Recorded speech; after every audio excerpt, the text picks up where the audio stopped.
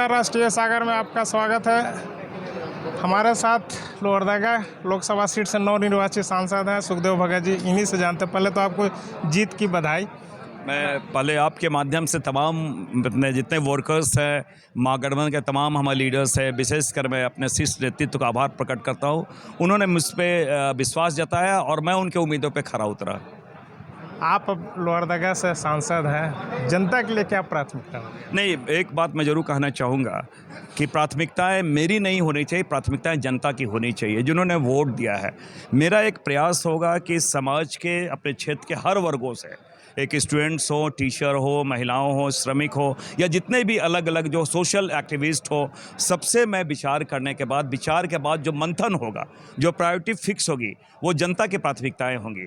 और फिक्स करने के बाद, प्राथमिकताएं तय करने के बाद एक टाइम फ्रेम, हम चाहते हैं टाइम फ्रेम में उन समस्याओं का, उन प्रायोरिटीज जो उन्होंने फिक्स किया है, उसका निदान हम करें। ये हमारी प्राथमिकता रहेगी। लोहरदगा में त्रिकोणीय मुकाबला था, उस मुकाबले को आपने इस तरह से भेदन किया और नहीं, मैं समझता हूँ कभी त्रिकोणीय मुकाबला था नहीं। कुछ लोगों का अलग असेसमेंट था, मैं ज़मीन पे था और पिछली बार भी मैं चुनाव लड़ा था और मैं समझता हूँ कि पिछली बार भी भारतीय जनता पार्टी ने बेईमानी से जीत हासिल की थी।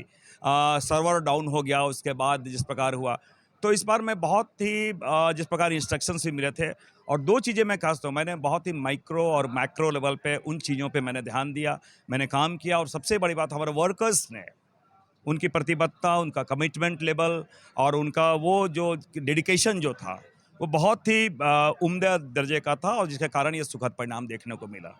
लोकसभा चुनाव तो खत्म हो गया, मगर कांग्रेस को एक बड़ा सेटबैक लगा है कि 5 सीटें जो एसटी थी वही उन्होंने जीत हासिल की। जनरल जो सीट था उस पर उन्होंने बढ़त बनाया। नहीं, ये मैं कह सकता हूँ कि उन सीटों में भी हमारे वोट परसेंट जो है वो काफ़ी बड़ा है। जीत का अंतर वो जो पहले जीतते थे भारतीय, वो कम किया है।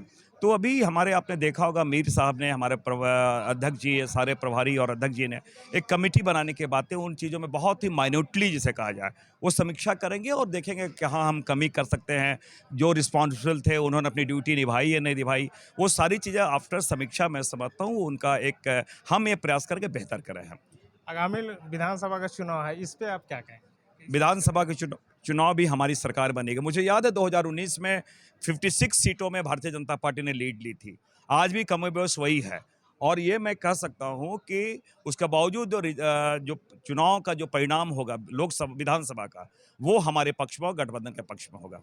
ये तो सुखदेव भगत जी इन्होंने साफ तौर पे कहा कि आगामी जो विधानसभा का चुनाव होगा वो कांग्रेस के पक्ष में होगा और फिर से इनकी सरकार बनेगी। रांची से विपिन कुमार।